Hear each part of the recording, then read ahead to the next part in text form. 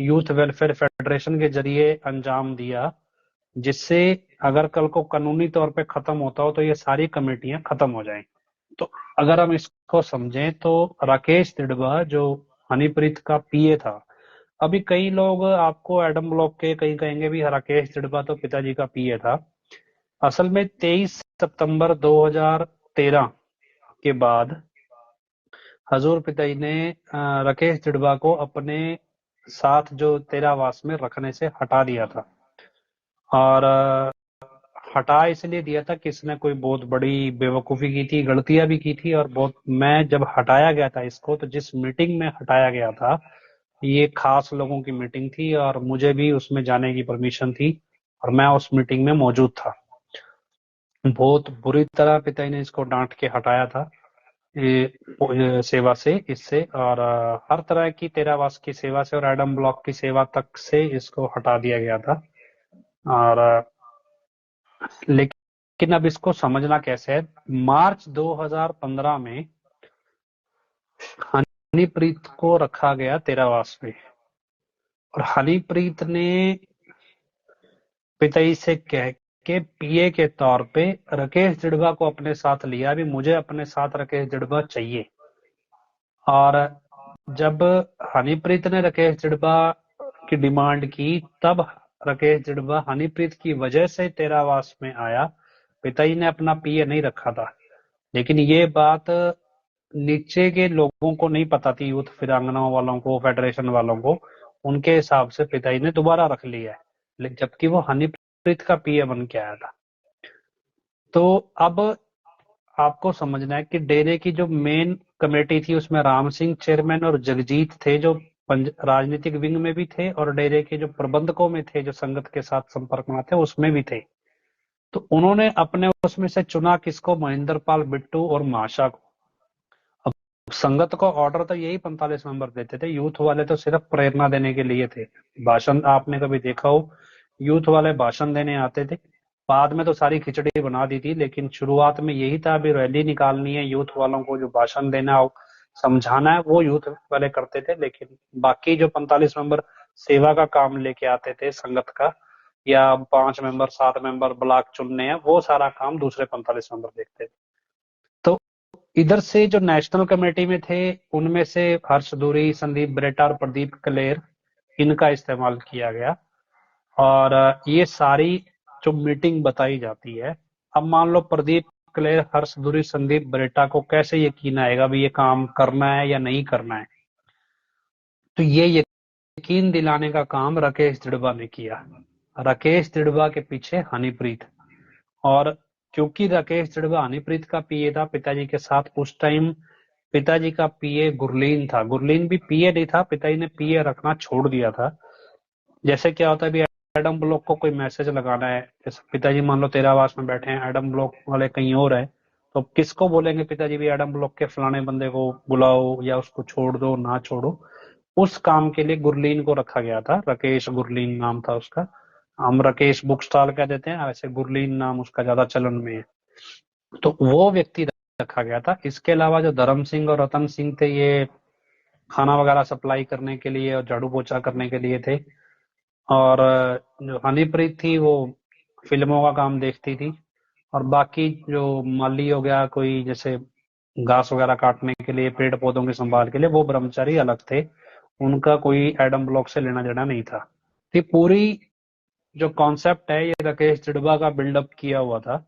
और बिल्डअप करके इसमें राम सिंह और जगजीत सिंह का बीच में जो सहमति दिखाई जाती है, मतलब जो पद हमारी जांच में आया है। लेकिन आगे किनको किया गया? प्रदीप कलेर, हर्ष दूरी और संदीप बरेटा को, इनको फ्रंट में दिखाया गया, जबकि असल काम जगजीत सिंह कर रहा था। नतीजा क्या था? भी इनको राजनीतिक विंग से इन लोगों को भी बाहर करना था, जो यूथ वाले लोग बीच में आ गए थे, क्योंकि ये सारे एक्स स्टूडेंट्स थे, डेरे के स्कूलों में पढ़े हुए थे। तो इनको बाहर करने के लिए सारी प्लानिंग बराबर इनके जरिए करवाई जा रही थी। उधर से नेताओं वाला काम भी सेटल हो रहा था, इधर से ये भी बाहर जा रहे थे। तो फाइनली इन्होंने बिट्टू को कोऑर्डिनेट किया, महेंद्र पाल बिट्टू को, और उसके बाद नीचे जो वहां की लोकल संगत है उनसे कोऑर्डिनेट किया गया और इस काम को अंजाम दिया गया। अगर ये प्लानिंग जो समझ में आती है, क्योंकि इसलिए कि एक नाम चर्चा में कुछ संगत ने हमें बताया भी, एक नाम चर्चा में जगजीत, जब ये कांड हुआ ना बरगाड़ी वाला, तब जगजीत सिंह खुले तौर, क्योंकि वो नाम चर्चा हरियाणा में थी, अब उसको ये नहीं पता था कि वहां पे सिख लोग भी हो सकते हैं, क्योंकि उसके हिसाब से वहाँ हिंदू लोग ज्यादा थे, और हिंदू लोगों को नहीं पता है इतना है, जो हरियाणा के हैं गुरु ग्रंथ साहब को लेके भी कितनी इंपॉर्टेंस है, क्या कुछ है, क्योंकि वो गए नहीं कभी इतना। तो वहां एक नाम चर्चा में जगजीत सिंह ने बोला था, अभी देखो हमने सबक सिखा दिया, और मतलब पतला पतला कर दिया। तो वहां कोई मौजूद थे कुछ लोग जो अमृतधारी थे, उनको बड़ी चुभी ये बात भी यार, ये उन्होंने ताजा ताजा अमृत छका होगा, और बाद में वो डेरे में जुड़ गए थे, तो उनको ये बात बड़ी चुभी, और भी यार ये क्या बोल रहा है ये बंदा। लेकिन क्या है कि उस टाइम भीड़ में कोई कुछ बोलेगा तो उल्टा ही लड़ी पड़ते हैं। तो असल में ये प्लानिंग जगजीत औरों की थी। अब जगजीत किसके एंड पे काम कर रहा है ये सबको पता है। और अब इसका फायदा किसको हुआ, तब ये सारी प्लानिंग पनपी, और इसका फायदा किसको हुआ, इसका फायदा हुआ, जगजीत सिंह बन गया डेरे का सीनियर वाइस चेयरमैन, पीआर नैन बना डेरे का चेयरमैन, राकेश जिड़वा फंक्शनल हेड बना।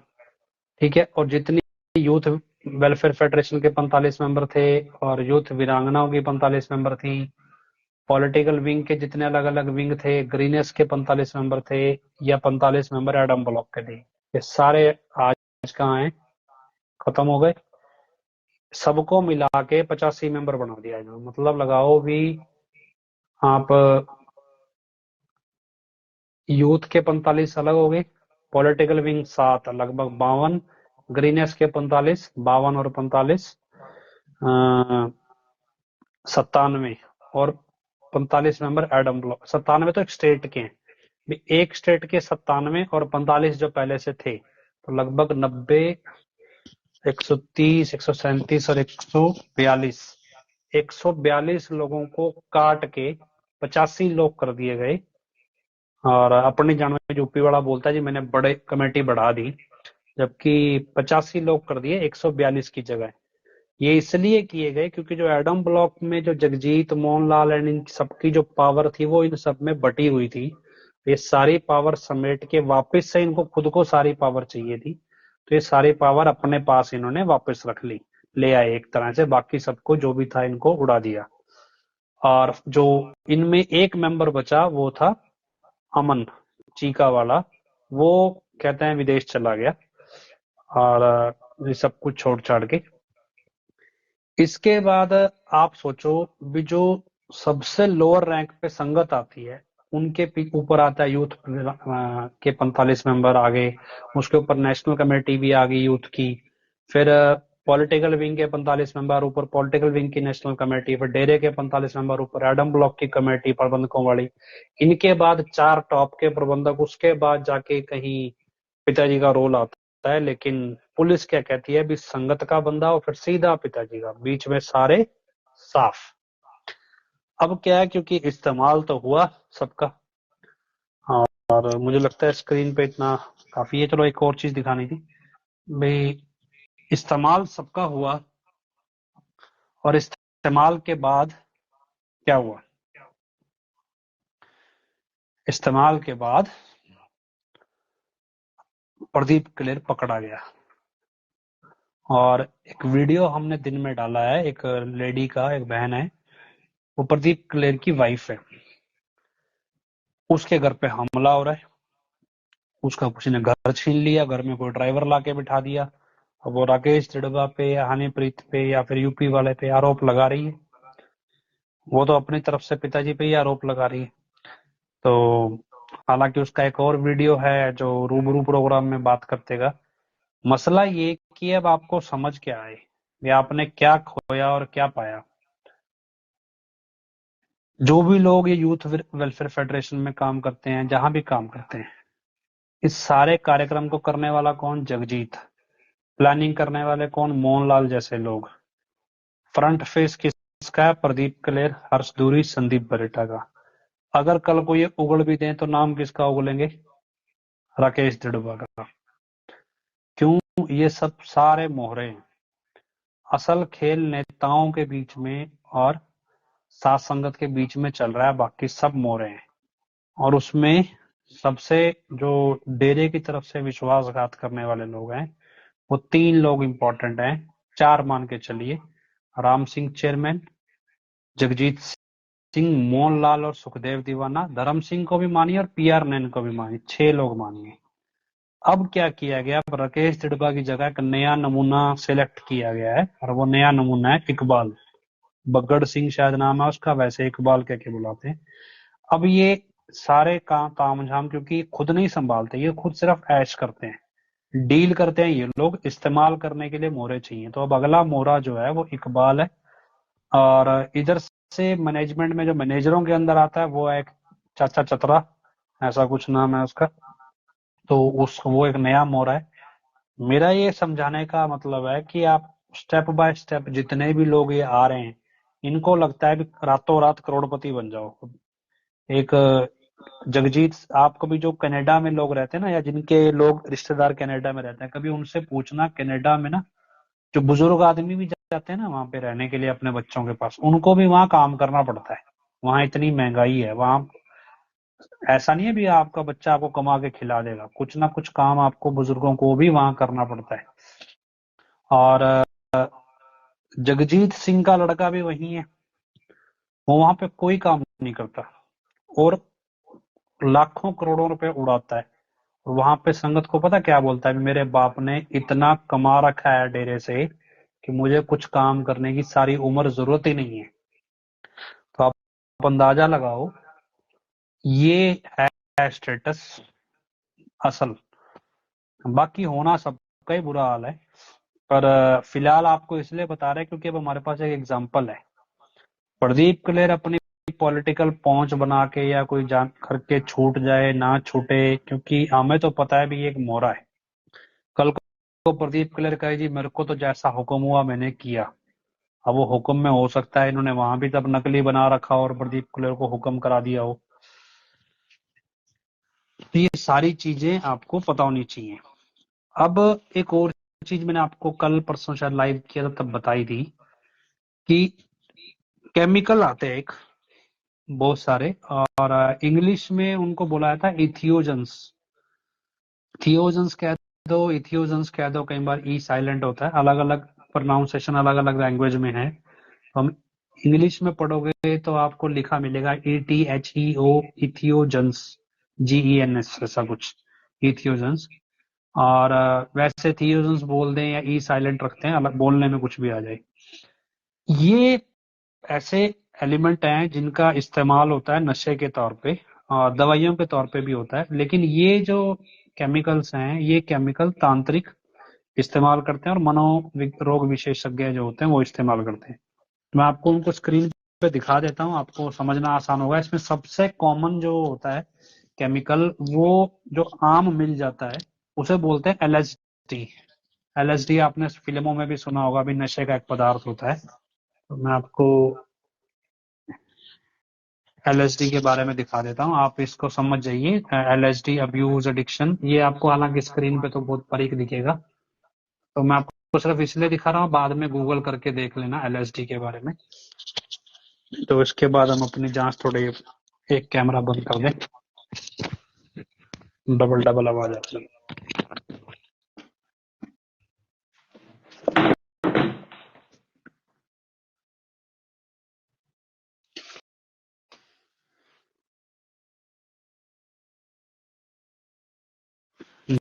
जी, तो LSD एक वो है, केमिकल है, जो केमिकल इस्तेमाल हो रहा है आपके साथ। असल में क्या, आपने कई बीमारियां देखी होंगी, एक बंदा बोलता है जी मेरे को आवाजें आती हैं अलग अलग तरह की, सुनता है कोई कोई बोल रहा है जी, कोई किधर से बोल रहा है, ऐसी ऐसी आवाजें आती हैं। कोई आपको आएगा जी मेरे को भूत दिखाई देते हैं, 1 भूत है, 2 भूत हैं, 3 भूत हैं, ऐसे कई सारे भूत दिखाई देते हैं। और ऐसे बहुत सारी, मतलब अब इसको इंग्लिश में वर्ड यूज होता है हेलुसिनेशन, भी आपको जो चीज है नहीं वो भी दिखती है। एक होता है इल्यूजन, एक होता है डिल्यूजन, एक होता है हेलुसिनेशन। तो इल्यूजन क्या है, जैसे आप सड़क पे जा रहे हैं, कई बार आपको लगता है सड़क पे आगे पानी है, वो होता नहीं है, लगता है। कई बार दूर से हमें चीज कुछ और दिखती है, नजदीक जाके कुछ और दिखती है। इल्यूजन होता है भी आपको चीज दिखाई गई है, कुछ और दिख रही है कुछ और। हेलुसिनेशन में चीज होती ही नहीं है, वो भी दिखती है। तो जो यूपी वाला काम कर रहा है, क्योंकि हमने इसके प्रसाद का एक सैंपल टेस्ट कराया है, और उस सैंपल में हमारे को जो डॉक्टर्स ने बताया है, क्योंकि वो सैंपल सरकारी तौर पे जाए फिर तो उसकी ऑफिशियल रिपोर्ट बनती है, लेकिन प्राइवेट तौर पे आप कराओगे तो फिर वो कोई लीगल रिपोर्ट मानी नहीं जाती। तो हमने तो, क्योंकि सरकारी तौर पे हम कैसे करा सकते हैं, क्योंकि वो सैंपल प्रॉपर एक टर्म्स के साथ सील किया जाता है। तो इसमें क्या है कि आप, एक केमिकल है, इसको आपको सुंघा भी सकते हैं, या इसको आपको किसी मीठी चीज में ऊपर लगा के, मिश्री के ऊपर लगा के भी दिया जा सकता है, गुड़ के ऊपर भी दिया जा सकता है। तो ये ऐसा है, इसमें क्या है कि मान लो मैं आपको, अगर कोई आपको एलएसडी दे दे, तो उसके बाद वो आपको कहे अच्छा वो देखो वो सामने हवा में नोट उड़ रहे हैं, तो आपको नोट उड़ते दिखाई देंगे, मतलब नई नई जो चीजें आपके दिमाग में फ्रेम करने चाहेंगे वो चीजें हो जाएंगी। और ये एक ऐसा केमिकल है, जैसे आपको लगता है यूपी वाला बोलता है जी 15 मिनट के अंदर नशा छूट जाएगा, नाम लो जी 15 मिनट में नशा साफ। असल में क्या है भी, अलग अलग डोज है, किसी का डोज 20 घंटे रहता है, किसी का 2 दिन तक रहता है। ये सिर्फ एलएसडी का बता रहा हूँ, अगर आपको बहुत अलग अलग केमिकल है उनका डोज लंबा भी रहता है। ये क्या है कि छेड़छाड़ है आपके दिमाग के साथ, दिमाग के केमिकल्स के साथ। आपका दिमाग को वो दिखाया जा रहा है जो है ही नहीं। तो अभी अभी क्या है, आपको लगेगा भी यार यूपी वाले के जितने भी चेले हैं ये अजीबोगरीब हरकतें करने लगे हैं। आप कभी नोटिस करना बारीकी से, हिप्नोटिज्म अलग चीज है, हिप्नोटिज्म नहीं है। हिप्नोटिज्म तो मतलब आपको प्रिज्यूम कराना है, और लेकिन कोई चीज दिखा नहीं देना है, मतलब जो चीज है ही नहीं वो हिप्नोटिज्म में नहीं दिखाई देती। तो ये हेलुसिनेशन होता है। अब क्या है कि आप यूपी वाले के मान लो सामने बैठे हो तो आपको वो बोलेगा जी देखो जी आपको इतनी खुशियां मिल रही हैं, ये हो रहा है वो हो रहा है, क्योंकि आपने खा लिया प्रसाद। आपको प्रसाद खिलाएंगे, प्रसाद बांटा जाएगा, और खा लेंगे, उसके बाद आपका दिमाग वैसे ही काम करने लगेगा। और जो वो आपको बताएगा आपको वही दिख रहा होगा, आपको लगेगा बड़ी खुशी आ रही है, बहुत खुशी है। अभी क्या होता है, आपको लगेगा यूपी जाके बंदा आया, यार इतनी खुशी मिली, इतनी खुशी मिली, बयान नहीं कर सकते। लेकिन ये क्या है कि मिलती ही उस, जब तक उस दवाई का असर रहेगा आपके दिमाग पे तब तक ही होएगा, उसके बाद नहीं है। अब क्योंकि क्या है, रूटीन में आप नशा लेने वाले नहीं हो, और रूटीन में आप ये दवाई नहीं खा रहे, तो क्या है कि 10 दिन, 5 दिन, 7 दिन खा भी लोगे तो कोई असर इतना ये नहीं है, इसका बहुत ज्यादा साइड इफेक्ट आ जाएगा। लेकिन क्या आप आपकी नोटिस करना, जैसे ही ये यूपी वाला चला जाएगा, तो प्रसाद मान लो आप खाना बंद कर दो भी, बिल्कुल नहीं आ रहा, प्रसाद आना बंद हो जाएगा। तो उसके बाद क्या होगा, आप जितने भी यूपी वाले का प्रसाद खा रहे हैं ये सारे उजड़े चमन हो जाएंगे, ये आपको ऐसा लगेगा जैसे डिप्रेशन में आ गए, उदास, और नॉर्मल से ज्यादा उदास रहने लगेंगे, मरने मराने, मतलब मरे मरे सी की बात करेंगे, यार क्या रखा है जिंदगी में, मरे जाओ, ये रोना धोना शुरू हो जाएगा इनका। तो ये इस पैटर्न पे आ जाएंगे, मतलब आपको लगेगा डिप्रेशन में है या उदास ज्यादा है। मतलब जैसे ही यूपी वाले का प्रसाद खाएंगे तो नॉर्मल से ज्यादा खुश हो जाएंगे, और प्रसाद का जब असर खत्म हो जाएगा 3-4 दिन बाद, तो वे नॉर्मल से ज्यादा उदास रहने लगेंगे, मतलब आप अपने आप को फिर भी नॉर्मल समझ लेंगे, लेकिन ये उदास हो जाएंगे। क्यों? क्योंकि ब्रेन का जो केमिकल है उसको बार बार ट्रिगर किया जा रहा है खुश करने के लिए। और जो तांत्रिक होते हैं वो इसी तरह का इमेजिनेशन बनाते हैं। अब ये आपको मान लो प्रसाद दे दें, उसके बाद आपको बोले जी अब नाम जपो बैठ के, तो आपको प्रसाद देने के बाद आप नाम जपोगे, तो जो चीज ये आपको बोलेगे भी आप आंखें खोल के जपो जी। आपने कभी नोटिस किया हो भी, ये बोलता है भी नाम चर्चा के अंदर आंखें बंद करके नाम नहीं जपना। क्यों बोलता है? क्योंकि नाम चर्चा में आपको प्रसाद दिया जाएगा। अब हेलुसिनेशन क्या है कि खुली आंख से आपको वो चीजें दिखना जो है नहीं, लेकिन आंख बंद कर लोगे तो हेलुसिनेशन कैसे काम करेगा? ये कुछ वैसा ही है भी। इसलिए नाम चर्चा में जब प्रसाद दिया जाता है तो ये जोर दिया जाता है कि भी आप आंखें खोल के नाम जपना है आपने। ऐसा नहीं है ये हर रोज केमिकल दे रहा है। तो आपको किसी को बेर का प्रसाद मिला बोल रहे हैं, भी कई जगह मूंगफली का दिया, 3-3 मूंगफलियां दी हैं। अभी मूंगफली का प्रसाद दिया, मूंगफली का छिलक कैसे खाएंगे जब प्रसाद जिसको दे दिया? मूंगफली का छिलक कहाँ फेंकेंगे। असल में क्या है, अभी इनको महंगा पड़ने लग गया, इनको लगता है सस्ता काम चला लें। तो जब इनको काम होगा तब ये आपको, जैसे इलेक्शन से पहले, इलेक्शन से एक दिन पहले आपको ये प्रसाद देके जाएंगे और उसके बाद आपको बोल के जाएंगे भी बीजेपी को वोट डालना है। तो इलेक्शन आपने प्रसाद खाया तो अगले 24 घंटे तक आपके दिमाग पे उसका असर रहना है। आपको कोई फरिश्ता आके बोल देना भी दूसरी पार्टी को वोट डालना, आपका दिमाग ही काम नहीं करेगा, आप नहीं जी मैं तो बीजेपी को ही डालना है। तो ये क्या है, ये आमतौर पे बीजेपी की अपनी पॉलिसी भी है भी, वो इलेक्शन से जस्ट पहले दूध का प्रसाद, जैसे दिल्ली दंगों में, दिल्ली चुनाव के अंदर बंटवाया, और ऐसे कई चीजें चुनाव के एक दिन पहले हिंदुओं के अंदर प्रसाद बंटवाने की प्रथा बीजेपी की रहती है, ये उसी कैटेगरी में आता है। ज्यादातर ये केमिकल तांत्रिक इस्तेमाल करते हैं। आप तांत्रिकों के पास जाओगे, वो आपको क्या करेगा भी, अच्छा ये देखो आंखें बंद, ये करो, ये दिखाई दे रहा है, ये ऐसे दिखाई दे रहा है, चमत्कार से करके दिखाते हैं। वो जैसा आपको दिखाना चाह रहा है वैसा आपको दिखाया जा सकता है।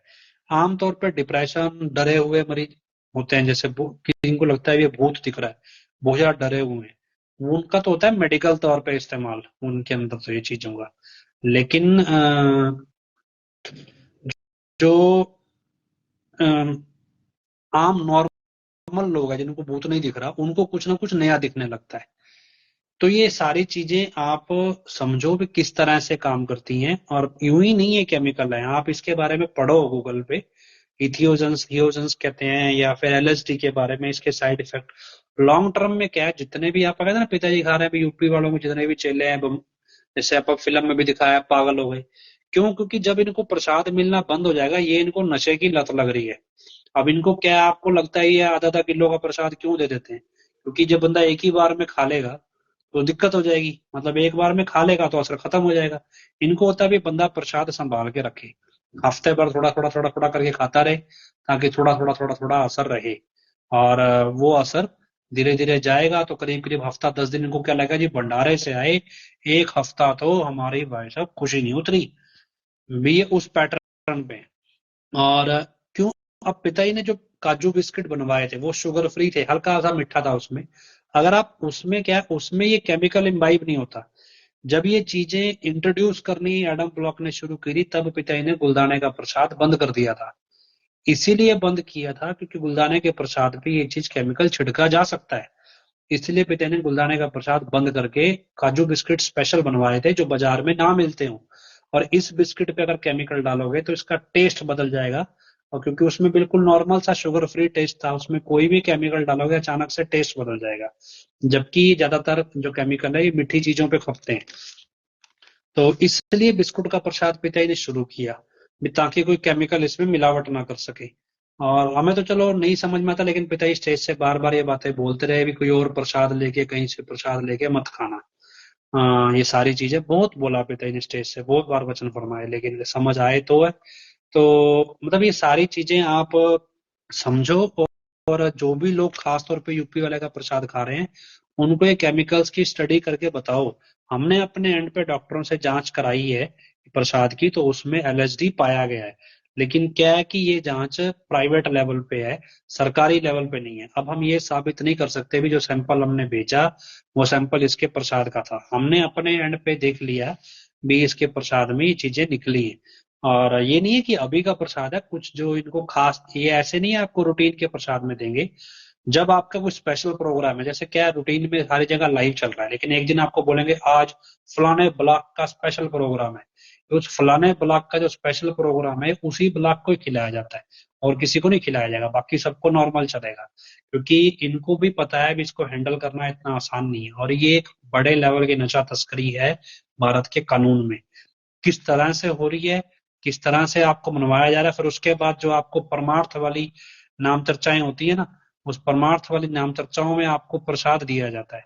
आप ध्यान रखना, उस नाम चर्चाओं में जब आप प्रसाद खा लोगे तो जैसे जैसे करिश्मे आपको सुनाएगा ना 45 नंबर, वैसा वैसे आपका दिमाग उसको सही मान लेगा भी, हाँ ऐसे ही हुआ होगा। और जैसे जैसे आप सही मानोगे फिर आपको लगेगा यार मैं भी पैसा दे दूं, तो हर बंदा बढ़ चढ़ के पैसा देने के लिए उत्साहित हो जाता है। अब क्योंकि लोग जा नहीं रहे हैं नाम चर्चाओं में, ऐसी नाम चर्चाओं में पैसे वाली, लेकिन आप गए और आपने प्रसाद खाया तो आप पे असर शुरू हो जाएगा।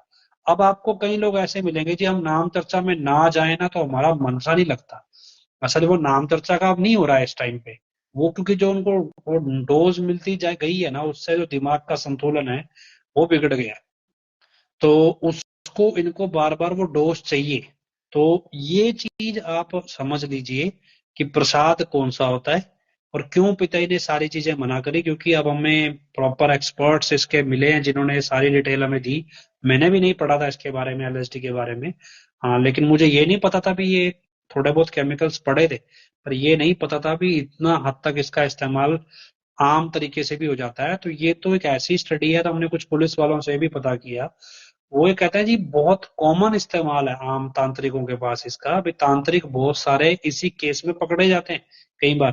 जो बड़े लेवल के तांत्रिक हैं उनके पास एलएसडी का स्टॉक मिलता है, वो इस तरह के नशों की सप्लाई करते हैं, पकड़े जाते हैं। तो ये चीज अब आपको समझ आए भी कैसे ये नशा प्रसाद के जरिए आप तक पहुंच रहा है और कैसे दिमाग का संतुलन जो है वो बिगड़ रहा है। तो दो चीजें हमने आज इंपॉर्टेंट डिस्कस की हैं। एक ये नशा जो प्रसाद के जरिए आ रहा है, दूसरा जो बरगाड़ी का काम हुआ उस बरगाड़ी कांड में असल काम करने वाला कौन है और उसको प्रदीप क्लेर का आप समाचार पूछ रहे हैं। देखिए जी, प्रदीप क्लेर का मैं बताता हूँ अभी। दूसरा ये बरगाड़ी कांड में जो है असल में जो डेरे के 2006 के बाद ना पिताजी ने जो पावर है वो बांट दी। बट कैसे कि वो यूथ वीरांगनाओं में, यूथ वेलफेयर फेडरेशन में, वो आईटी विंग में, क्योंकि एक स्टेज ऐसी आ गई थी 2017 में पिताजी ने नो बरनो कार्निवल मेले का आयोजन किया। उसमें सारे 45 मेंबर, क्योंकि तब तक यूथ वाले भी बिल्कुल एडम ब्लॉक के हिसाब से सारा काम करने लग गए थे, पिताजी की मानना छोड़ गए थे। तो पिताजी ने मतलब नो बरनो कार्निवल मेला लगाना था, उससे जस्ट पहले ये तक कह दिया था कि अगर तुमसे नहीं होता तो हम आईटी विंग वालों से करा लेंगे सारा मेले का इंतजाम। सोचो, आईटी विंग को भी पिताजी ने नॉर्मल सेवा पे उतारने की प्लानिंग कर ली थी। जिससे ये मेरे को अच्छी तरह याद है कि आईटी विंग को पिताजी ने कहा था भी अगर तुम नहीं करोगे तो हम आईटी विंग से करा लेंगे। तो तब इनको मजबूरी करना पड़ा और रातों रात आईटी विंग ने भी मेले में सारा इंतजाम किया था। मतलब क्या है, जो पावर मैनेजमेंट से, प्रबंधकों से हटके यूथ में 45 मेंबर एडम ब्लॉक और आईटी विंग में और पॉलिटिकल विंग में और ग्रीनएस के विंग में बटी, उन सारी पावर को वापस समेट के मोहनलाल जैसों के जितने भी है सारे जो मेन प्रबंधक है सारे अफीमची हैं, सबसे नशेड़ी हैं। तो इन सबके पास वापस अभी जितना भी ये नकली असली वाला सौदा चल रहा है सब कुछ है। तो अगर कल को खुलेगा भी तो आपको क्या लगता है मोहनलाल दीवाना जगजीत वर्गे पकड़े जाएंगे? ये पूरा खेल इस हिसाब से चल रहा है, अभी हनीप्रीत और राकेश जड़वा के गले में आके ये फंस जाए। अब ये असल में रेस सारी पैसे की और पावर की है। हजूर पिता ने ग्रीनेस विंग बनाया था जब, इसलिए बनाया था कि 2006 तक क्या था, खट्टा सिंह डेरे का प्रबंधक था और खट्टा सिंह क्या है अपनी मर्जी पूरी चलाता था क्योंकि इसकी पॉलिटिकल अप्रोच सबसे ज्यादा थी। जैसे ही खट्टा सिंह डेरा से 6 में बाहर गया या 5-6 में, असल में क्या होता उस टाइम तक डेरे में जो भी परमार्थी काम होते, जैसे कोई उड़ीसा के अंदर भूकंप में वहां पे तूफान आया या बाढ़ आई, ट्रेन भेजी गई भर के, या गुजरात में सामान भेजा गया या कहीं बाढ़ में भेजते थे बिहार में, तो तब संगत पैसा इकट्ठा करती, सामान आता और जाता, तो उसमें क्या था पैसे का हेर फेर ये कर लेते। लेकिन जब ये हेर फेर ज्यादा बढ़ने लग गया और जब खट्टा सिंह डेरा से चला गया, तब क्या हुआ भी ये पैसा एडम ब्लॉक वाले निकाल के खट्टा सिंह को बाहर देने लगे, मोहनलाल जैसे लोग। तब पिताजी ने इस पैसे को रोकने के लिए भी, संगत का पैसा ऐसे बाहर ना जाए, तब ग्रीनेस विंग बनाया। और इस ग्रीनेस विंग का जो कंट्रोल है वो प्रबंधकों के हाथ में नहीं दिया। इस ग्रीनेस विंग का कंट्रोल दिया एक छायावान समिति के सेवादार था बलविंदर, उसके हाथ में। तब तो इसको बड़ा ईमानदार समझ के दिया गया, लेकिन उसके बाद क्या ये बलविंदर छायावान भी बेईमान हो गया। यकीन नहीं मानोगे, करोड़ों रुपया, 1-2 रुपया नहीं, करोड़ों रुपया बलविंदर छायावान ने ग्रीनेस के फंड से, जो ग्रीनेस में संगत देती थी, वो ग्रीनेस के फंड से चोरी किया और मैनेजमेंट को दिया या खुद खाया ये नहीं पता। लेकिन ग्रीनेस के फंड से वो पैसा करोड़ों रुपए में, अब गिनती नहीं है कितना है, करोड़ों रुपए में वो पैसा चोरी हुआ और मैनेजमेंट के पास गया कि कहाँ गया पता नहीं। और ये मैं नहीं कह रहा हूँ, ये ईडी का रिकॉर्ड कह रहा है।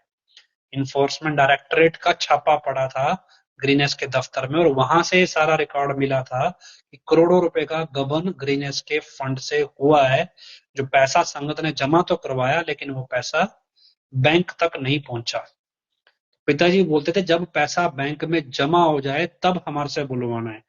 तो बलविंदर छायावान को ईमानदार समझ के लगाया गया था, लेकिन वो भी एडम ब्लॉक का गुर्गा बन के उसने भी डेरा का संगत का करोड़ों रुपया खाया और प्रबंधकों को खिलाया। तो ये सारी चीजें हो रही थी, हुई इसलिए शायद आगे ग्रीनएस के 45 मेंबर बनाए गए, ताकि 45 मेंबर ब्लॉकों के लेवल पे सीधा ही संगत का काम करवा दें और ग्रीनएस ग्रीनएस के फंड में भी पैसा लाने की जरूरत ना पड़े। तो या फिर वो इस फंड में इस रसीदों का पूरा हिसाब किताब रखें ताकि बलविंदर छायावान जैसे ठग जो हैं वो पैसा ना खा सके या मैनेजमेंट को ना खिला सके। तो ये इतनी सारी चीजें, क्योंकि आज हमने जब ये चार्ट बनाया ना, वो पिताजी कहते थे भी लिख के देखो तो आपको ज्यादा बेटर समझ में आता है। तो जब ये चार्ट बनाया तब समझ में आया भी ये सारा गेम पैसे और पावर का कैसे चल रहा है। और यही चीज आपको समझनी है भी असल में अब भी क्या चल रहा है। अब भी क्या है, जब आपको लगेगा इनको भी रखे जुड़वा, मान लो मैनेजमेंट के बाकी लोगों को आंख दिखाने लगेगा या हनीप्रीत आंख दिखाने लगेगी, या कल को इकबाल, अब इन्होंने इकबाल को आगे किया, आपने देखा हो जो मेन मेन 45 मेंबर हैं ये अचानक से पीछे हट गए, सारे गायब हो गए। ऐसे ऐसे बंदे आगे आगे जिन्होंने कभी देखा नहीं होगा आपने, 15 18 18 साल के 20 20 साल के लड़कों को 15 मेंबर बना दिया, भंगीदास बना दिया। मतलब पिताजी जब जेल गए तो वो 12 साल के रहे होंगे। 12 साल के बच्चे को थोड़ा ही पता है भी सामाजिक भी जो आपसी, जैसे ब्लॉकों में क्या होता है भी पारिवारिक झगड़े हैं आपसे उनको सुलझाना है। जिसको सामाजिक बुद्धि होगी, सोशल इंटेलिजेंस होता है जिसके अंदर, वो कम से कम 40 साल से ऊपर की उम्र में ही आता है। यूथ वालों को पिताजी बोलते थे 40 साल के नीचे की उम्र के जो बंदे हैं वो यूथ वालों में रखो, और इनको किसी फैमिली डिस्प्यूट के सोल्यूशन में नहीं भेजना। जो फैमिली डिस्प्यूट का सोल्यूशन है वो 40 45 या 50 साल से ऊपर के लोग जाते थे उसमें। आमतौर पे अगर आप देखोगे तो कोर्ट के अंदर 80% केस फैमिली डिस्प्यूट के होते हैं। इसलिए फैमिली डिस्प्यूट के मुद्दे पिताजी संगत के संगत में ही सुलझा देते थे, ताकि ये मसले कोर्ट में ना जाएं। आपसी लड़ाई के बिना मतलब समाज में डेरे के सत्संगी बदनाम ना हो, डेरे के लेवल पे, संगत के लेवल पे, प्रबंधकों के लेवल पे सारा मसला सुलझ जाए। इस चीज को आप समझो भी किस दिशा में पिताजी डेरा ले जा रहे थे और ये किस दिशा में खींच रहे थे। ये सारा रोड़ा सिर्फ और सिर्फ पैसा खींचने का है। आज आप मोहनलाल के लड़के को देख लो, कहाँ है वो? क्या वो किसी डेरे की व्यवस्था में है? मोहनलाल बैठा ना लूटने के लिए। क्या गोभी राम है, गोभी राम का परिवार डेरे की व्यवस्था में है? क्या जगजीत सिंह का परिवार डेरे की व्यवस्था में है? क्या गुरचरण कौर का परिवार डेरे की व्यवस्था में है? क्यों? ये डेरे से पैसा लूटते हैं, दूसरे विदेशों में जगह जगह अलग अलग जगह इन्वेस्ट करते हैं जहां इनके बच्चे ऐश कर रहे हैं, और कुछ नहीं है। ये कभी डेरे के अंदर अपने बच्चों को सेवा में नहीं लगाते। तो आप कहाँ तक दौड़ोगे, कब तक देते रहोगे, ये आप समझो। लेकिन हो यही रहा है, कल को जितने केमिकल खाए जाओगे उतने बीमार होए चलोगे। और क्या करोगे उसके बाद? हालांकि बहुत सारे रहे हैं, ऐसा नहीं है। आप ये मान के चलिए, आपको गिनती के लोग गिना देता हूँ। PR9, मोहनलाल दीवाना, धर्म सिंह, ठीक है, उसके बाद राकेश दिड़बा और हनीप्रीत, मैक्सिमम। इनके अलावा और कोई बंदा ऐसा नहीं है जो इनको दगा दे जाए और ये उसको लात ना मारे, या कल को इनको आंख दिखाए उनको लात ना मार सके। और महेंद्र पाल बिट्टू ने भी बेवकूफी की थी। फिर वहां पे माशा गया, माशे को उसने सारा कुछ बता दिया भी देखो मेरे को तो यार, मैं तो इनके लिए, क्योंकि महेंद्र पाल बिट्टू ने क्या किया था, जब आप बुर्ज जोहार सिंह वाला में जहां से ये गुरु ग्रंथ साहब चोरी हुआ था ना, उस गुरुद्वारे के सामने एक आदमी की दुकान थी, उसका नाम था गुरुदेव सिंह। अब गुरुदेव सिंह कहते हैं भी इनके साथ शामिल था, लेकिन गुरुदेव सिंह ने गवाही कहा था कि मैं गवाही दूंगा, और जब गवाही देने की बात आई तो गुरुदेव सिंह का मर्डर करवा दिया गया। गुरुदेव सिंह के मर्डर के बाद धरना लगा। अब धरना तो लग गया, लेकिन वो धरना किसने लगाया? महेंद्र पाल बिट्टू ने। महेंद्र पाल बिट्टू को ये नहीं पता था भी ये बंदा मरा क्यों है, और धरना तो उसने लगा दिया। उसको ये नहीं पता था भी जो तू कर रहा है वो असल में जो तेरे से करवा रहे हैं उन्होंने सब कुछ किया धरा है। उसने क्या किया, जो DIG आया वहां पे, पुलिस का अधिकारी रणबीर सिंह खटड़ा, रणबीर सिंह खटड़ा को उन्हें बोला कि भाई बिट्टू तो समझ ले इस मसले को भी, ये धरना उठा दे। तो महेंद्र पाल बिट्टू को लगा भी मेरी तो भाई सब पॉलिटिशियन, चीफ मिनिस्टर मेरी जेब में, मेरे को कोई कैसे कुछ कह देगा। तो उसने कहा जी नहीं, धरना ये नहीं उठेगा। उसने कहा भी मान ले ये राजनीति है, तेरे समझ से परे है। आक्रोश आक्रोश में महेंद्र पाल बिट्टू ने उस अफसर को ये बोल दिया भी तेरे जैसे अफसर तो मेरे घर के खूंटे पे बंधे रहते हैं, मतलब जैसे जानवर बनता ना खूंटे पे, भी तेरे जैसे अफसर मेरे घर के खूंटे पे बंधते हैं। अब क्योंकि वो पुलिस वाला था, उन्होंने कहा बोल तो वो गया, अब बड़ी बात बोल दी। किसके दम पे बोली? जगजीत जैसों के दम पे भी यार। ऊपर पॉलिटिशियन तो जेब में है इनकी, कुछ भी कर ले, मतलब ही नहीं अफसर कुछ बोल दे, क्योंकि इन्होंने वहां देखा था कि अफसर कैसे, वो तो भाई पोजीशन पे बैठे हैं इसलिए उनके सामने सिर झुकाते हैं, तुम थोड़े पोजीशन पे बैठे हो। उसके बाद जब बिट्टू पकड़ा गया तो क्या हुआ, फिर बिट्टू के साथ कौन सा तो पॉलिटिशियन खड़ा हो गया और कौन सा 45 मेंबर। जब बिट्टू को अकल आई कि भाई मेरे साथ तो कोई खड़ा ही नहीं, तो उसने क्या किया, अपनी यारी दोस्ती निभाते हुए माशा को बता दिया भी यार मेरे साथ तो कोई नहीं खड़ा।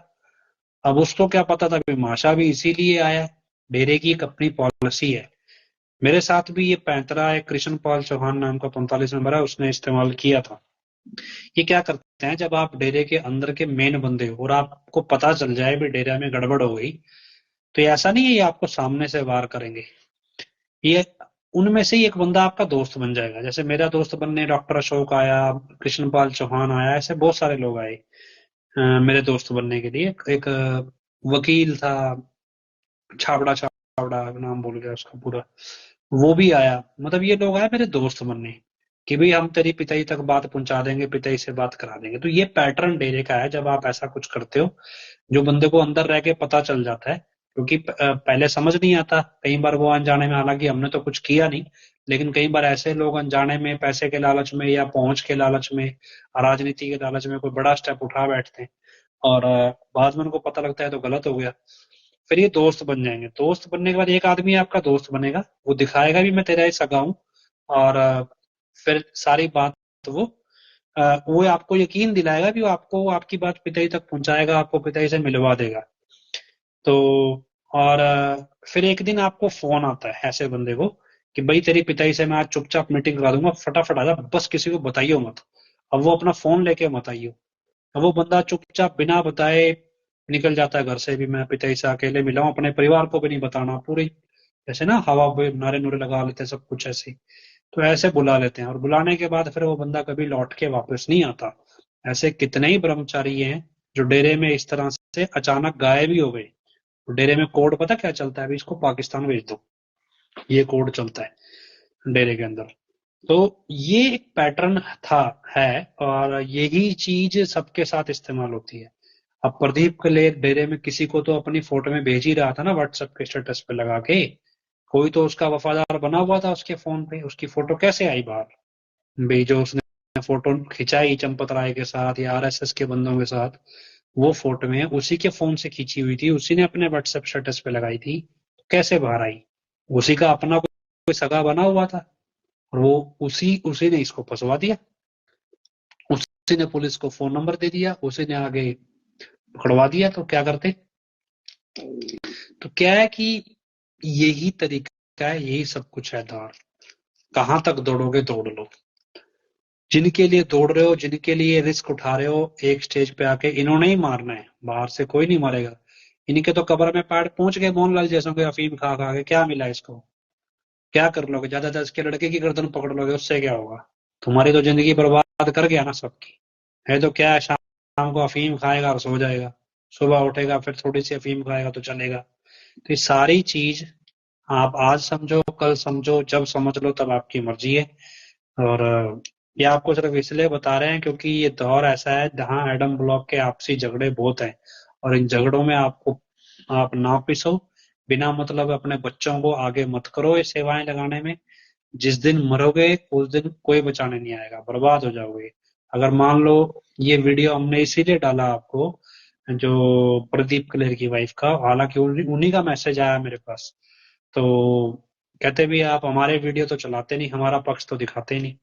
हमने कहा भी आप अपने, उनको बोला मैसेज करके, मैं कहा जी आप अपना वीडियो बना के भेजो, भाई हम आपका वीडियो चला देंगे भी। अगर आपको लगता है प्रदीप क्लियर निर्दोष है तो आप बताओ भी दोषी कौन है, भी आपका इस्तेमाल कैसे हुआ, कौन बंदा है इस्तेमाल करने वाला, कौन लोग हैं जो आपके हस्बैंड को फंसा रहे हैं।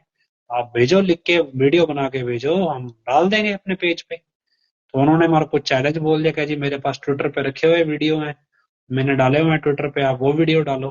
तो इसलिए हमने वो वीडियो डाले, भी आपको समझ में आए। भी जिन लोगों को आप समझो भी गृह मंत्री के बराबर प्रधानमंत्री की कुर्सी पे बैठ के जो लोग संवाद कर रहे हैं, उनकी अपनी वाइफ को पीटने के लिए गुंडे या उनके घरों पे गुंडे एडम ब्लॉक भेज रहा है। मतलब एक तरफ तो आपको दिख रहा होगा यार गृह मंत्री का बड़ा खास आदमी है, अमित शाह का खास आदमी हो, उसके घर पे कोई गुंडा भेज दे और कार्रवाई ना हो, और उसकी वाइफ को ट्विटर पे लिख के मांगना पड़े कि भाई मेरे को बचा लो, मेरे को न्याय दिलाओ। इसका मतलब पता है क्या है? भाई वो प्रदीप क्लेर नहीं बैठा है वहां पे उस कुर्सी पे। प्रदीप क्लेर ना, तू नहीं बोलती तेरे च तेरा यार बोलता, वहां प्रदीप क्लेर नहीं बैठा है। प्रदीप क्लेर किसी की तरफ से बैठा है वहां जाके बात करने के लिए। क्यों? कल को मरेगा तो प्रदीप क्लेर मरे ना, हम तो पीछे फिर भी वही के वही है। तो ये क्या है, इसे कहते हैं यूज एंड थ्रो की पॉलिसी, भी इस्तेमाल करो और फेंक दो। अगर अमित शाह से वाकई में दोस्ती होती प्रदीप क्लेर की, किसके बाप की ताकत थी अमित शाह गृह मंत्री होते हुए उसकी वाइफ के घर पे कोई गुंडा भेज दे, उसके घर पे उसका घर कब्जा ले, उसके घर पे किसी ड्राइवर को बिठा दे, अकेली लड़की लेडी के घर में 10 आदमी, वीडियो डाला उसने, 10 आदमी उसके घर में घुस जाए। किसकी ताकत थी? वो ताकत प्रदीप क्लेर की नहीं ना थी पॉलिटिशियन में, वो ताकत साध संगत की थी। साध संगत के जरिए वो ताकत मैनेजमेंट को मिलती है, मैनेजमेंट ने अपनी तरफ से प्रदीप क्लेर को आगे किया, तो आज फंसा कौन? प्रदीप क्लेर। मैनेजमेंट तो नहीं ना फंसी, काम किसने किया? पॉलिटिशियन तो काम किसको बोल रहा है? मैनेजमेंट को। मैनेजमेंट अपना गुर्गा दे रही है। अब प्रदीप क्लेर बोले जी मेरे को तो जैसा हुक्म हुआ जी मैनेजमेंट का मैंने कर दिया। अब ये हुक्म क्या है? पिताजी बोल रहा है भाई तुम हुक्म, जो तुम्हें समाज सेवा का काम का तो समझ में आता है, गुंडागर्दी कौन सा हुक्म है? तो अभी हमें तो हुक्म हुआ जी ये काम कराओ ये कराओ, भी क्यों वेरिफिकेशन नहीं करनी थी? पॉलिटिकल विंग थे तो पॉलिटिकल विंग तक ही सीमित रहना था ना। गुंडागर्दी करना पॉलिटिकल विंग का काम कब से हो गया? या बदमाशी करना या दंगे प्लान करना या लोगों को गुप्त मीटिंगें करना, ये पॉलिटिकल विंग का काम ही नहीं था। लेकिन क्या है कि ये सिर्फ एक सबक है। अभी प्रदीप क्लियर क्या है, अभी रिमांड पे है, लेकिन वो किसी और केस में है, वो अभी बेअदबी वाले केसों में अभी उसका रिमांड नहीं लिया गया है। अभी उसका रिमांड सिर्फ इस चीज पे लिया गया है कि पिछले 4-5 साल से कहां कहां छुपा, किस किस व्यक्ति ने छुपने की में मदद करी, ये सिर्फ उस चीज का रिमांड लिया गया है अभी टेक्निकल तौर पे। बाकी बैकअप पे तो पुलिस कुछ ही पूछी जाए, वो एक अलग मसला है। नहीं, प्रदीप क्लियर को पाकिस्तान नहीं भेजा जा सकता। कारण ये है कि जब सामने से लड़ो तो नहीं मारते ये दोस्त बन के मारते हैं, दुश्मन बन के नहीं मारते। जब भी आप ईमानदार, अभी कहते हैं ना, लोगों ने बोला है भी मूर्ख मित्र हो या बुद्धिमान शत्रु, वे आपको किसको रखना चाहिए? या आपका कोई दोस्त हो, वो मूर्ख कोई बंदा हो, उसको दोस्त बनाना सही है या किसी अक्लमंद आदमी को दुश्मन बनाना सही है? तो समझदार कहता है भी अक्लमंद आदमी को दुश्मन बना लो, लेकिन मूर्ख आदमी को दोस्त मत बनाओ। क्यों? क्योंकि अक्लमंद आदमी आप पे वार तभी करेगा जब उसमें उसका फायदा है, वरना वार नहीं करेगा। इसी तरह भी प्रदीप कलेर, क्योंकि खुले तौर पे बिट्टू के टाइम पे हमें सारी चीजें नहीं पता थी और ना ही हम लाइव करते थे, अब हमें सब कुछ पता है। अगर अब प्रदीप कलेर के साथ कुछ होता है तो पहली बात तो उन्होंने पूरा इंतजाम कर रखा है।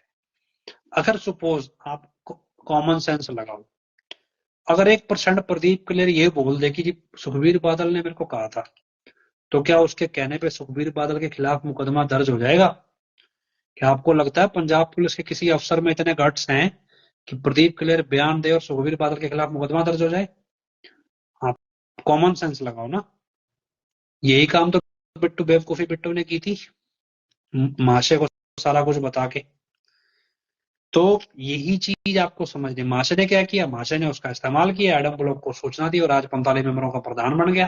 फिर बड़ा नशा नशा तस्कर बन गया, बड़े पैसे कमाने लगा, अपने लड़के को काम करा दिया मोहाली करड़ में, बड़ा बड़े बिजनेस करा के दे दिए। तो यही चीज तो है भी, आप जिसको इन्फॉर्मेशन दोगे वो उस इन्फॉर्मेशन को बेचेगा। वो कोई ऐसा नहीं भी आपका सगा है। यही दुनिया है इंटेलिजेंस की, अपराध की दुनिया यही है। कोई किसी का सगा नहीं है। सगा जो था उसको तो दुश्मन बना लिया, उसको तो जेल में भेज दिया। बाकी जिनको सगे समझे बैठे वो तो यही काम करते हैं, जिस दिन आप उनको सगा समझ के कुछ बताओगे उसी दिन वो आपका इस्तेमाल करेंगे, और कुछ नहीं है। आप बैठ जो 2 मिनट भी आपके सामने, अगर आपके अंदर सच्चाई है, 2 मिनट आपके सामने मोहनलाल जैसे बैठ नहीं सकते, पेशाब कर देंगे पजामे के बीच में, जगजीत जैसे लोग, यकीन मानो। 2 मिनट आपके सामने बैठ नहीं सकते ये लोग, इतने डरपोक हैं। क्यों? इनको सिर्फ और सिर्फ पैसा चाहिए, इनको पता है भी कानूनी तौर पे हमें कैसे बचना है। तो नहीं, माशा फरार है, अभी पकड़ा नहीं गया, सुना था जमानत ले रहा है, पर कह रहा था उसका लड़का बोलता है मैंने पुलिस वाले खरीद लिए, पुलिस वाले बोलते हैं हम बिके नहीं। कौन सच बोल रहा है पता नहीं। तो खैर, ये सारी चीजें आपको टाइम टू टाइम इसलिए बार बार बताते हैं भी आप समझो कहाँ जा रहे हो, कौन से जगह घूम रहे हो, क्या कर रहे हो। डेरे में आए थे सिर्फ और सिर्फ रूहानियत कमाने। रूहानियत क्या थी? वचन सुनो और अमल करो। किस कर्म का क्या फल मिलता है ये पिताजी बताते थे। कर्म बताए 133 भलाई कर है, वो तो हुए नहीं। गुंडागर्दी, लड़ाई झगड़ा, किसको खुश करने के लिए? मैनेजमेंट को। अगर मान लो पंचकुला के नाम पे मेरे को 2-3 लड़कों का ग्रुप मिला, वो क्या किया, पंचकुला वाले दिन वो गए थे भोपाल। आप सोचो, उनको फ्लाइट से भोपाल भेजा गया कि तुमने भोपाल जाके बसें फूकनी है। और जब वो भोपाल बसें फूकने गए तो पता चला भी वहां पे पहले से पुलिस इकट्ठी कर रखी थी भी ये बसें फूकने आएंगे, इनको पकड़ लेना। अब उनमें से एक आदमी था बदमाश, थोड़ा चालू, जो भोपाल गया, वो पहले थोड़ा बहुत बदमाशी में नाम लेने से पहले रहा होगा। उसने देख लिया यार पुलिस की फील्डिंग लगी है एडवांस में भी, इनको कैसे पता भी हम लोग आए हैं बसें फूकने भी, इसका मतलब क्या है भी किसी ने एडवांस सूचना दे रखी है यहाँ पे। तो सोचो, जिनको भेजा गया वो किस लिए गए? पिताजी ने थोड़ी कहा था, मैनेजमेंट को खुश करने के लिए। कल को वो बसें फूक के पकड़े जाते, वापस आते, तो पिताजी को कौन बताता भी इन्होंने सेवा करी है कि नहीं करी। मतलब आप मैनेजमेंट के भरोसे बैठो भी, मैनेजमेंट अगर पिताजी को बताएगी कि आपने सेवा करी तो माना जाएगा, वरना नहीं माना जाएगा। सारा छोड़ो, दिल्ली वाला विजेंदर है, सच की राह वाला जो चैनल चलाता था, दिल्ली वाला विजेंदर। अब वो तो गरीब आदमी था, अपने लेवल पे उसने लाइव प्रोग्राम चला लिया। चलो, उसको डेरे की अंदरूनी राजनीति नहीं पता, उसको था भी यार भी डेरे की मैनेजमेंट का फेथ वर्सेस वर्डिक्ट वाले विरोध करते हैं, और मैं डेरे का पक्षधर हूं, मैं डेरे की मैनेजमेंट का विरोध क्यों करूं। उसने अपनी तरफ से डेरे का भला चाहा और डेरे की मैनेजमेंट के पक्ष में हमारा विरोध करना शुरू कर दिया, हमारी हर एक बात को गलत सिद्ध करना शुरू कर दिया। क्यों? उसको उम्मीद थी भाई, जूते नहीं पहने, गर्मी हो सर्दी हो, कितनी बार देखा उसके वीडियो पे सड़क के ऊपर नंगे पैर चलते उसे। हालांकि मैंने तो फिजिकली भी देखा है भी, दिल्ली से सिरसा नंगे पैर, चंडीगढ़ तक नंगे पैर आना, कोर्टों में नंगे पैर जाना, मैंने खुद अपनी आंखों से देखा। मतलब उस बंदे ने किया, उसको क्या उम्मीद थी भी यूपी वाला आएगा भी, ये तो असली पिताजी हैं, ये तो भैया मेरे को गले लगा लेगा, मैंने इतने बलिदान दिए, इतना कष्ट सहा और इतना प्रचार किया, सालों साल संगत को जोड़ के रखा। जब कोई लाइव नहीं करता था तब उसने अकेले ने लाइव किया, हमने भी बाद में 2 साल बाद शुरू किया, उसने तो तभी से जारी रखा। लोगों में उठ के जाना, चाहे किसी ने उसका खर्चा उठाया, लेकिन टाइम तो निकाला ना संगत के लिए। हुआ क्या? उसको यूपी वाला मिला नहीं। क्यों? क्योंकि मैनेजमेंट को पता था भी ये आदमी हमारा प्लांट किया हुआ नहीं है, ये आदमी अपने तरीके से चल रहा है। बेशक उसकी अपनी कोई महत्वाकांक्षा रही हो, लेकिन मैनेजमेंट से पैसे लेके काम नहीं ना कर रहा था वो। उसको पता, अगर इसको यूपी वाले से मिला दिया, इसने चलाना है दिमाग, और जो इसको पता लग गया भी ये नकली है, तो इतना तो फेथ वाले बोलेंगे जितना ये बोलेगा। तो रिजल्ट क्या हुआ? उसको मिलाया ही नहीं। अब वो 2-3 दिन तो 2-3 बार तो उसने शोर मचाया, उसके बाद उसको दिख गया भी यार मेरा ऐसे तैसे करा गया, मैं 4 साल सारा कुछ 4-5 साल कर करके रिजल्ट क्या मिला, बाबा जी का टुल्लू। तो ये होता है हाल। अब यही चीज आपको समझनी है। आज प्रसाद खाना बंद कर दो, अपना डॉक्टर को दिखा लो, ब्लड टेस्ट करा लो कि आपके ब्लड में जिन्होंने प्रसाद खाया अभी कोई ड्रग की क्वांटिटी तो नहीं है। नहीं भी है तो अपना इलाज कराओ, इलाज ना भी कराओ तो खाना बंद कर दो, ताकि इसका असर धीरे धीरे खत्म हो। और फिर भी किसी डॉक्टर की राय ले लो भी, अगर इस केमिकल का असर नहीं खत्म होता तो कैसे खत्म होगा। पिताजी ने बताया था ऐसे ऐसे केमिकल आते हैं जिनका 20-20 साल बाद भी असर हो जाएगा, और कई केमिकल तो जानवरों के अंदर इंजेक्शन लगा लगा के तैयार किए जाते हैं। तो आप सोचो भी आपको कौन से वाला केमिकल दिया गया होगा, ये आप अंदाजा लगा लो। जिन्होंने नहीं खाया वो देख लो। बाकी जो भाई नंबर मांग रहे हैं, विक्रम जी ने नंबर दिया है, तो आप उस नंबर पे बातचीत कर लीजिएगा। बाकी कोई मैसेज होगा, टेक्स्ट आप इस पे फेसबुक मैसेंजर पे भेज दीजिए कि जो भी टेक्स्ट होता है आपका मैसेज, और आपको मुझसे ही बात करनी है तो आप विक्रम जी से कर लीजिए, बहन वीरपाल कौर से कर लीजिए। पर मुझसे बात आपको करनी है, मेरे पास इतना टाइम नहीं होता, बहुत सारे कॉल्स आते हैं। और एक गलती से एक अनजान नंबर ऐसे ही उठा लिया था और उसी की वजह से जेल जाना पड़ा, इसलिए अनजान नंबर अब उठाते नहीं है कोई। वैसे आपको विक्रम जी से कर लो, बहन वीरपाल कौर जी से कर लो, आपको लगता होगा कोई जेन्युइन होगा, मुझे वैसा तो वो सारी बात वो ही कर लेंगे। फिर भी कोई ऐसा है कि जो मेरे से ही निपटेगी, तो फिर वो अपने आप बता रहे हैं, बात कर लेंगे। मुझे कोई ऐसा आपसे बात करने से परहेज नहीं है भी, हम तो वैसे ही काम कर रहे हैं। बस ये है कि वो केस पड़ गया था इस वजह से। चलो उम्मीद करते हैं, प्रार्थना करते हैं सच्चाई सामने आए। इस उम्मीद के साथ हजूर के तेरे चरणों में नारा लगाते हैं, धन धन सतगुरु तेरा ही आसरा। आखिरी में अरदास बोली जाएगी, धन धन सतगुरु तेरे आसरा, हे मालिक तुझे इलाज है, अब बहुत हो गया, तू दया में रहमत कर, तेरे प्यार मोहब्बत की राह में हमें कोई दुख तकलीफ ना आए, तो ऐसी रहमत बख्श, वह सबको सुमति दे। किस तरह से देनी है यह तो सब जानता है, जिसको जैसे देनी है वैसे दे, वो तेरी मर्जी। धन धन सतगुरु तेरे ही आस।